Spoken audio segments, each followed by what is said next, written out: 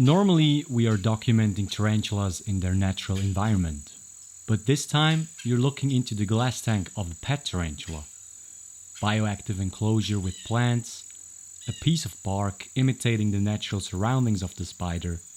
Today, it's all about the Brazilian jewel tarantula, Typhochlaena seladonia. Staring at the lichen-covered piece of bark is not something you would usually do when searching for tarantulas. But this time, everything is a little different. Mother Nature knows how to protect its treasures. Typhochlaena seladonia is the only tarantula, a part of its sister species, that builds a trapdoor on trees. Breathtaking coloration and a unique lifestyle. A simple but adequate description of this member of the Aviculariinae subfamily. An arboreal tarantula species specialized in literally living on trees. But how do they live? Well, they have an amazing camouflage technique, so it's nearly impossible to find their retreat on the tree itself. Can you see it? Well, no problem if you couldn't. We will zoom straight into it.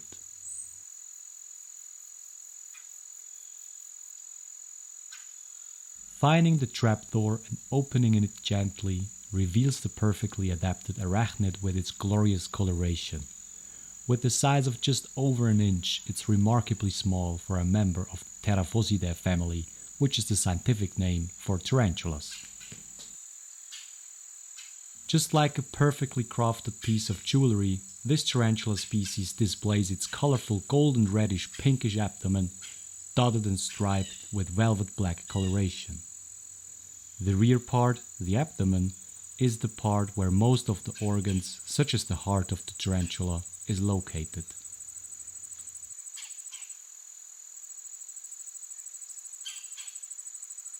A closer look at the trapdoor structure reveals the architectural mastermind perfectly.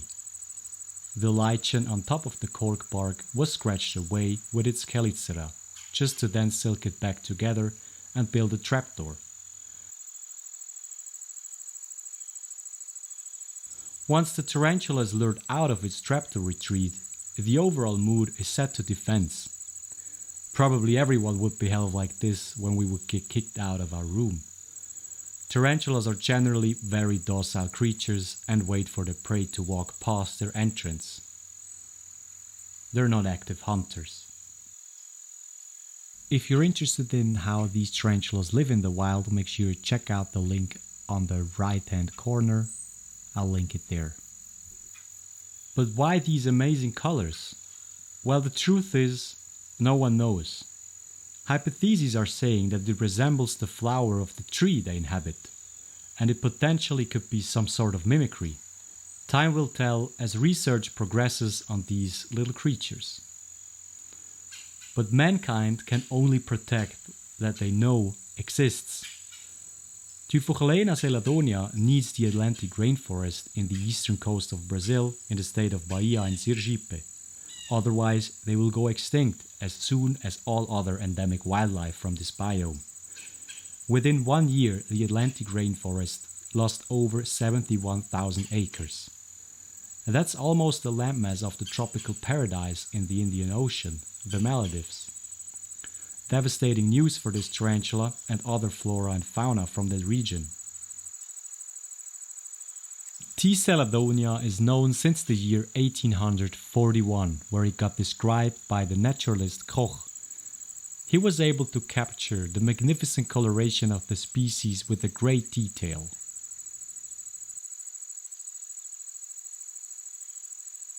But it took well over 150 years until European arachnid enthusiasts decided to discover more about this tarantula species. No one knew where they lived, and no one knew what special retreats they built. The reality is that this species, Typhochlaena seladonia, made it into the pet trade. A place where animals are kept as pets, for personal entertainment, or even more often, the hunger to learn more about these tropical creatures.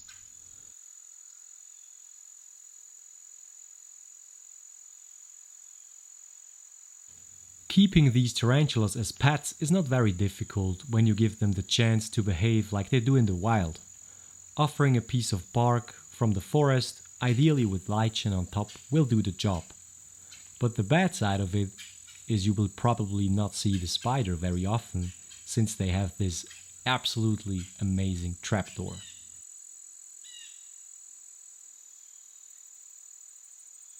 Offering Typhochlaena seladonia, a freshly molted cockroach, you see she's not in the mood for having a meal. So we will leave her alone and just make sure that the enclosure is not getting too dry by sprinkling a little bit water into the tank, imitating rain. So can we recommend this tarantula as a pet tarantula? I bet after watching this video you know our answer. Most importantly, it is necessary to make sure Typhochlaena seladonia is bred in well-maintained breeding programs by reputable experts in their field. Since its introduction into the pet tarantula hobby, T. seladonia was captive bred in Europe and the United States for several times now. They still are one of the most sought after tarantulas, and due to these reasons, captive breeding is more important than ever to make the illegal extraction of specimens in the wild unattractive.